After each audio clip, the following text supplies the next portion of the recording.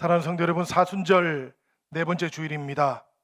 여러분들의 삶 가운데 은혜와 평강의 하나님 날마다 함께 하시기를 기원합니다. 우리 옆에 계신 분들하고도 우리 함께 인사 나누도록 하겠습니다. 잘 오셨습니다. 반갑습니다. 우리 함께 인사 나누겠습니다. 잘 오셨습니다. 반갑습니다. 성도 여러분, 우리가 한번 생각을 해보면 예수 그리스도의 제자로 부르심을 받는 것은 사실 어려운 일이 아닙니다. 하나님께서 택하시는 일이고 하나님께서 부르시는 일이기 때문이에요. 우리가 해야 하는 일이 하나도 없는 것이지요. 그런데 여러분, 제자로 부르심을 받기는 쉬워도 제자로 살아가는 것, 이것은 사실 쉽지 않은 겁니다. 마태복음 16장 24절 말씀처럼 주님을 따르기 위해서는 자기를 부인해야 되기 때문에 그래요. 자기의 십자가를 지고 주님의 뒤를 따라가야 하기 때문에 그렇습니다. 우리 교회에서 조금 가까운 곳인데요, 저 보람의 공원 맞은편에 열린 교회가 있습니다. 감리교회인데요, 이 교회에는 본당으로 들어가려고 하면 바늘귀같이 생긴 조금 작은 문을 통과해서 들어가야 합니다. 본당 입구의 문을 조금 작게 만들어 놓은 것이지요. 우리 영신교회 목회자들도 한번 방문을 했습니다. 그리고 담임 목사님의 안내를 받았었는데요, 머리와 상체를 숙여야만 예배의 자리로 나아갈 수가 있었어요. 예배의 자리로 나아올 때 모든 것을 내려놓아야 한다라는 그런 뜻이었습니다. 이것저것 온갖 세상 일을 다 짊어지고는 예배의 자리 나아올 수 없다는 그런 뜻이지요. 교회도 이것을 알려주고 싶으셔서 예배에 입장하는 문을 이렇게 조금 작게 만들었다고 그렇게 설명을 해주셨습니다. 문의 모양은 다를 수 있지만 예배에 나오는 우리들의 마음은 이 마음을 닮아야 되겠다 싶었어요. 마음을 비우지 않고 세상 것으로 가득 채운 채로 예배의 자리 나올 수도 없고요, 또 그렇게 나오더라도 하나님으로는 채워지지가 않기 때문에 그렇습니다. 오늘 사순절 네 번째 주일 예배의 자리에 나오신 성도 여러분, 이 시간 주님을 향하여 내 마음 비워지게 해달라고 기도하십시다. 하나님의 은혜로 채워지는 사순절 네 번째 주일이 되게 해달라고 또한 기도하며 한 주일을 시작할 수 있기를 부탁드립니다. 이 시간 우리 저와 여러분들 다 같이 한번 기도하도록 하겠습니다. 은혜로우신 아버지 하나님, 영신 성도들이 이 시간 기도합니다. 예배 자리에서 하나님만 채워지도록 인도하여 주옵소서. 하나님 대신에 채웠던 것들마다 이 시간 그 마음의 자리에서 내려놓을 수 있도록 인도하여 주시옵소서. 의지하고 신뢰할 수 있도록 성령님, 이 시간 우리들의 마음을 새롭게 하여 주시옵소서. 오직 주님만을 의지하며 예수님의 이름으로 간절히 기도 올리옵나이다. 아멘. 바로 이런 우리들의 기도, 우리들의 이런 마음, 이것을 헤아려 주셨기에 예수님께서는 두 가지 문과 두 가지 길을 통해서 제자가 되는 삶의 길, 그 길을 비교하면서 우리에게 안내를 해 주셨던 것입니다. 그러니까 사람들 인생 앞에 두 가지 문과 두 가지 길이 놓여 있었다라는 그런 뜻이에요. 하나는 큰 문과 넓은 길이었습니다. 그리고 다른 하나는 좁은 문과 협착한 길이었어요. 인생에 여러 문들이 있는 것처럼 느껴지고 여러 길들이 있는 것처럼 그렇게 느껴지시겠지만, 궁극적으로 살펴보자면 하나님께로 나아가는 길과 그렇지 못한 길로 수렴될 수밖에 없다라는 그런 말씀이지요. 큰 문과 넓은 길, 사람마다 다 다르게 경험하실 수 있는 것처럼 보입니다. 어떤 길을 선택하면 더 좋을지, 어떤 문으로 들어가면 더 빨리 성공할 수 있을지, 그 가능성들의 문과 길이 나를 세우기도 하고 나아가기도 하는 것 같아요. 더 편안하고 더 화려한 길, 더 빨라 보이고 더 높이 오를 수 있는 길을, 그래서 사람들은 저마다 선택을 하는 것입니다. 더 매력적으로 보이기 때문이지요. 그런데 여러분, 이런 길들이 바로 큰 문과 넓은 길로 들어가는 입구이기도 하다라는 것을 우리들은 기억을 하면 좋겠어요. 찾는 사람들이 많으시니 더 많은 사람들이 몰려들 수도 있습니다. 그러나 그렇다고 할지라도 큰 문과 넓은 길은 개념적으로도 그리고 실제적으로도 구원과 생명을 주시는 예수 그리스도하고는 상관이 없는 문이에요. 성공을 향한 길이지만 또한 욕망을 향한 길이기도 하기 때문입니다. 예수님께서 주인 되시는 인생의 길이 아니고 내가 주인이 되는 그 문으로 달려가는 입구이기 때문에 그렇습니다.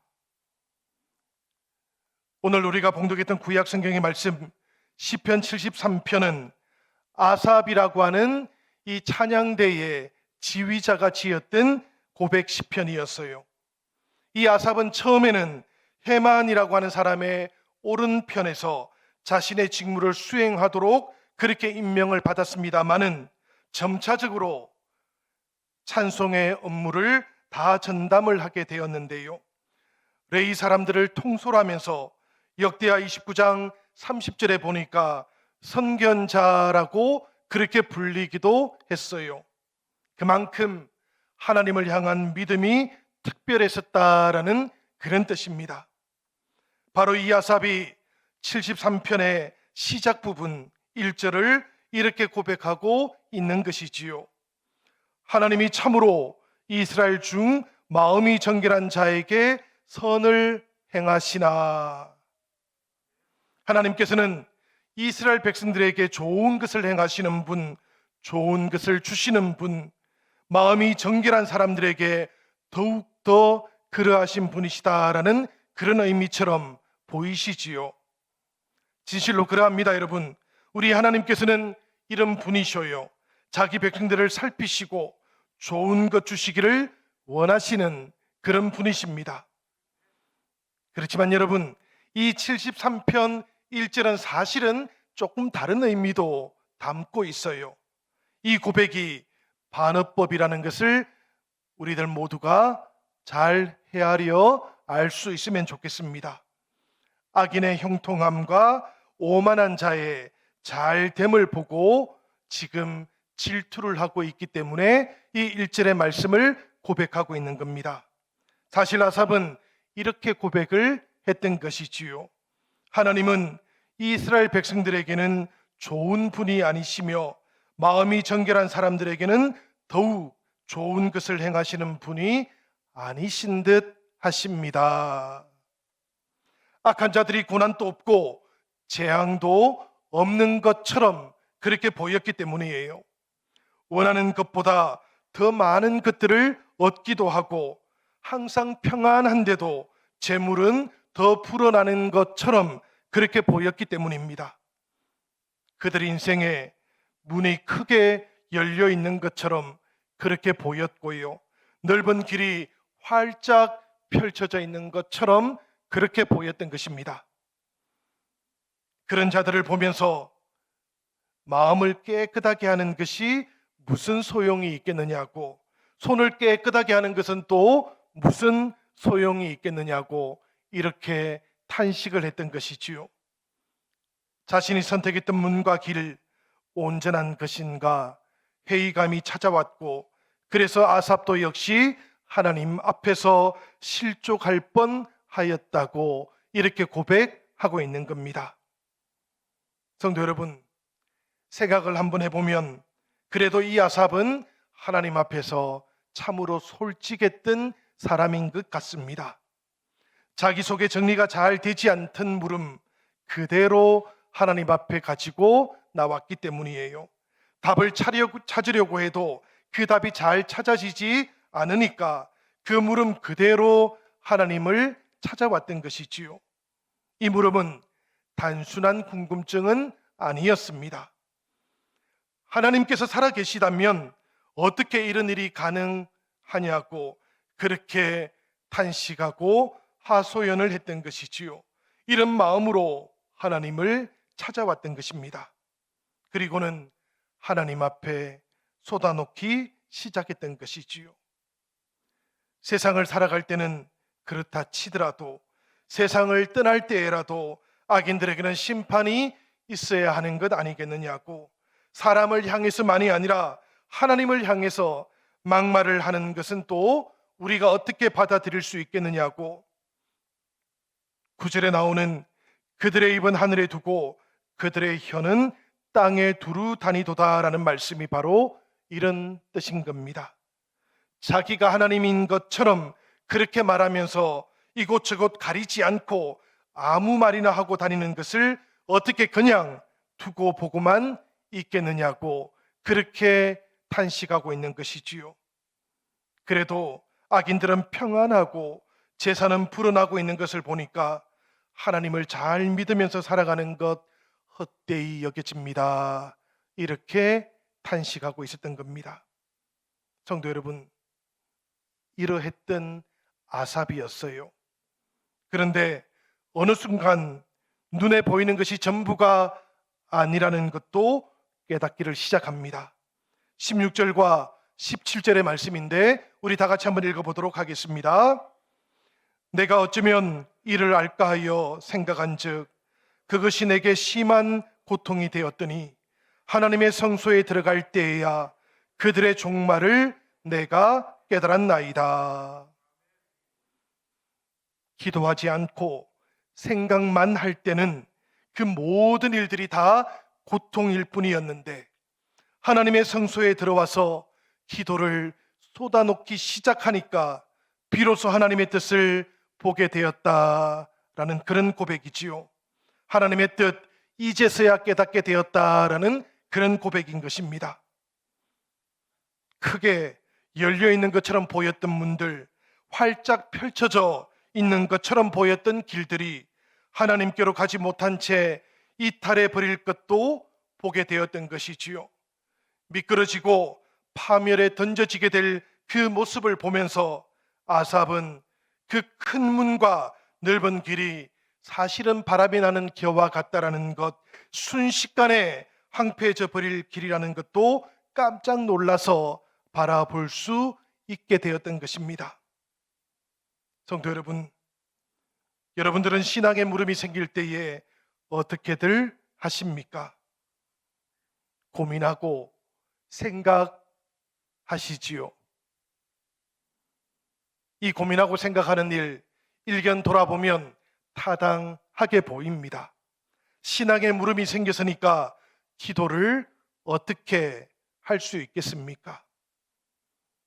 그렇지만 여러분, 다른 한편으로는 신앙의 물음이 생긴다라는 것, 이것은 이상한 일이 아니기도 하지 않습니까? 우리들이 세상의 모든 일들을 다 알 수는 없기 때문입니다. 그러니까 당연히 물음이 찾아올 수 있는 것이지요. 그럴 때는 이 물음을 들고 하나님께로 진솔하게 나아가는 것이 대단히 중요합니다. 그렇게 기도하기 시작하시면 하나님께서는 우리에게 필요한 것들을 응답해 주시고 눈으로 보지 못하였던 것들도 깨닫게 해 주시기 때문이에요. 악인이 형통케 되는 것을 보실 때에 생각하면서 근심에 빠지는 대신에 그러니 기도의 자리로 옮겨 오시기를 부탁드립니다. 하나님의 성소로 나아오시고 눈에 보이지 않던 하나님의 신비, 하나님의 경이로우심을 체험하시는 영신의 모든 지체들이 되시기를 우리 주님의 이름으로 간절히 부탁을 드립니다. 성도 여러분, 좁은 문, 협착한 길도 한번 묵상해 보십시다. 이 길이 어떤 길이었습니까? 사실 이 좁은 문과 협착한 길에 대해서 생각을 해보려면 두 개의 말씀을 우리가 먼저 생각을 해보아야만 합니다. 첫 번째는 요한복음 10장 9절에 나오는 말씀이에요. 제가 읽어보도록 하겠습니다.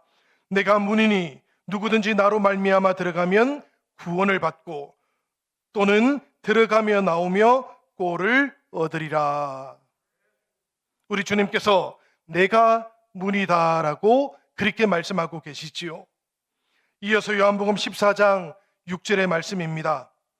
예수께서 이르시되 내가 곧 길이요 진리요 생명이니 나로 말미암지 않고는 아버지께로 올 자가 없느니라. 이번에는 예수님께서 아주 분명하게 내가 곧 길이다라고도 말씀해주고 계시는 것입니다. 생명으로 인도하는 그 좁은 문, 사람들이 잘 찾지 않는 그 협착한 길, 바로 예수님 자신이시라고 말씀하고 계시는 것이지요. 그리고는 우리들을 향해서 이 좁은 문, 예수 그리스도에게로 들어오라고 그렇게 말씀하고 계시는 것입니다. 여러분, 신앙이라고 하는 것, 이것은 생각해 보면 좁은 문과 협착한 그 길을 바라보기만 하는 것은 아니지요. 그 문으로 들어서야 하는 것입니다. 그 길을 주님과 더불어 걸어갈 수 있어야만 하는 것이에요. 들어서야만 보이는 것이 있기 때문입니다. 걸어가야만 체험할 수 있는 것도 있기 때문에 그래요. 자신을 가리켜서 예수님께서 내가 문이라고 내가 길이라고 말씀하셨던 이유가 바로 여기에 있는 겁니다. 그 길을 들어가 보아야만 하나님의 신비를 만날 수 있기 때문이에요. 그 좁은 길이지만 그 협착한 길 걸어가 보아야만 우리를 찾아오시는 하나님의 경이로우심을 우리들 모두가 만날 수 있기 때문에 그런 것입니다. 성도 여러분, 우리 주님께서 문이시면 그 문으로 들어가는 우리가 되시기를 축복합니다. 우리 주님께서 길이시라면 그 길을 또한 함께 걸어가는 우리가 되기를 기원드립니다. 그때 우리들에게 생명이 열리게 될 것이고 그때 우리들 모두에게는 부활의 아침이 활짝 밝아오게 될 줄 믿습니다. 그렇다면 여러분, 이 좁은 길, 이 협착한 길 어떻게 우리가 선택할 수 있는 것일까요? 예수님께서는 누가복음 9장 23절에서 아무든지 나를 따라오려거든 자기를 부인하고 날마다 제 십자가를 지고 나를 따를 것이니라 이렇게 말씀해 주셨어요. 때때로 저는 사탄과 싸워서 이긴 사람도 자기라고 하는 우상 앞에서 패배하는 그런 현실들을 보게 됩니다. 자기 자신이라고 하는 존재가 그만큼 무섭다라는 그런 뜻이에요. 철야를 하고 금식을 해도 그러고 난 다음에 실패해버리는 것이 바로 우리들 인간이라는 그런 뜻입니다. 그렇기 때문에 주님께서는 좁은 문, 그 협착한 길을 선택할 때 반드시 자기를 부인할 줄 알아야 된다라고 말씀해 주셨던 것이에요. 이 자기를 부인한다라는 말씀 속에는 욕심을 내려놓아야 한다라는 뜻이 담겨져 있습니다. 디모데전서 6장 7절에서 9절까지의 말씀도 우리 함께 한번 읽어보도록 하겠습니다. 우리가 세상에 아무것도 가지고 온 것이 없음에 또한 아무것도 가지고 가지 못하리니 우리가 먹을 것과 입을 것이 있은즉 족한 줄로 알 것이니라. 부하려 하는 자들은 시험과 올무와 여러 가지 어리석고 해로운 욕심에 떨어지나니 곧 사람으로 파멸과 멸망에 빠지게 하는 것이라. 아멘. 우리가 세상에 올 때 세상 것 가지고 이 땅으로 오지는 않았습니다. 마찬가지로 우리가 하나님의 품으로 돌아갈 때에도 이 세상의 것 어떤 것도 가지고 올라가지는 않습니다.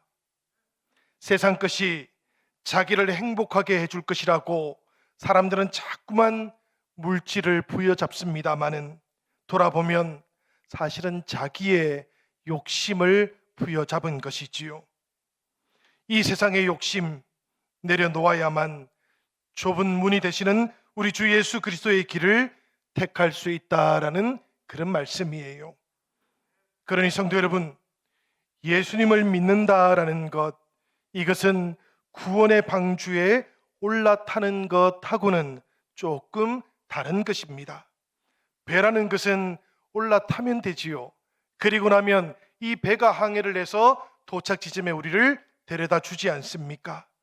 그런데 제자의 길은 어떻습니까? 이 길은 우리 주님과 함께 내가 걸어가야 하는 것입니다.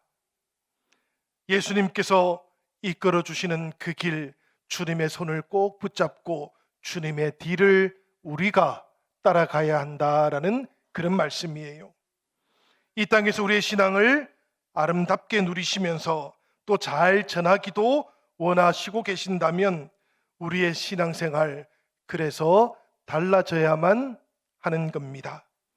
구원의 좁은 문을 여셨다면 이제는 제대로 사는 것도 필요하기 때문이에요. 이렇게 제대로 사는 것을 빼놓고 잔치만 계속해서 생각하고 계신다면 이것은 마치 예수님의 고난의 길 그 앞에서 누가 더 큰 자인지를 계수하고 있었던 제자들하고 하나도 차이가 없는 것이지요. 여러분, 스타벅스 세대를 위한 전도라는 책을 집필했던 히튼 대학의 릭 리차드슨이라는 분이 계십니다. 이 책에서 리차드슨은 이렇게 말을 해요. 전도자의 이미지가 이제는 영업사원에서 여행 안내원으로 달라져야만 합니다. 무슨 이야기인가 하면 진정한 전도자들은 영업사원처럼 복음을 팔기 위해서 전전해야 하는 것이 아니고 자신이 직접 걸어가고 있는 생명의 길을 다른 사람에게 소개하기도 하고 함께 걷도록 초청할 줄도 알아야 된다. 이런 뜻이에요. 신앙이 삶의 바탕에 깔려 있지 않으면 불가능한 그런 이야기입니다. 우리가 믿음의 길을 걷고 있지 않다면 불가능한 일이기도 한 것이지요. 그러니까 오늘 이 시대를 살아가고 있는 모든 성도들은 주님께서 불러주셨던 그 길, 그 좁은 길 믿음으로 걸어갈 때라야 전도도 가능해진다라는 그런 뜻이기도 한 것입니다. 성도 여러분, 복음을 전하는 것은 잠시 시간을 내어 가지고 정보를 던져주는 이런 행위가 아니에요. 내가 가는 길 진지하게 점검을 해보아야 하는 것입니다. 그리고 그 길에 다른 이들을 정성껏 초청할 수 있는 준비가 되어 있어야만 비로소 전도가 가능해지는 것이지요. 때때로 저는 우리 영신교회에 전도가 불붙듯이 일어나기를 기도합니다. 그렇지만 동시에 저는 당장에 누군가를 데리고 오라고 그렇게 푸시하지는 않아요. 왜 그런가 하면 바로 내 안에 우리들 각자의 마음속에 그리스도께서 주인 되시는 그 일이 먼저 자리 잡아야 하기 때문입니다. 우리들 모두가 다 예수 그리스도를 주님으로 영접했던 것, 이것은 우리 인생에서 너무나 중요한 전환점이었지요. 그래서 다시 태어난다라고 그렇게 말하지 않습니까? 그런데 여러분, 이렇게 다시 태어나는 것이 곧바로 제자가 되는 것은 아니었다라는 것도 우리는 잘 알고 있습니다. 다시 태어난 후에 주님을 영접하신 그 다음에 매일매일 주님의 뒤를 따라가는 삶이 지속되어야만 비로소 우리들은 새로 태어날 뿐만 아니라 주님 안에서 자라가기도 하는 것이지요. 그러니까 이 신앙의 길에서 생각을 해본다면 아이가 태어나는 일, 이것은 참으로 위대한 일이지만 그러나 동시에 잘 자라가는 일은 더 위대한 일이기도 하다라는 것을 깨닫게 됩니다. 우리들도 예수 그리스도의 은혜로 다시 태어났어요. 참으로 감사한 일입니다. 그렇지만 이제는 우리들 모두가 다 예수 그리스도를 닮아서 점점 더 주님을 닮아갈 수 있기를 부탁드립니다. 우리들이 살아가는 매일매일 예수님의 가르침과 인도하심을 의지해 보시기를 부탁드려요. 온전히 순종해 보시기도 부탁을 드립니다. 예수님께서 생명에 이르는 이 길을 좁은 문이라고 협착한 길이라고 말씀하셨던 이유가 바로 여기에 있어요. 세상을 살면서 예수님 가르침을 따르고 그것에 순종하는 것이 이 땅에서는 아직은 어렵기 때문에 그렇습니다. 그래서 때때로 예수 믿기가 이렇게 힘드냐고 불평하실 수도 있으시고요. 중간에 포기해버리고 싶은 그런 유혹을 받으실 수도 있으신 겁니다.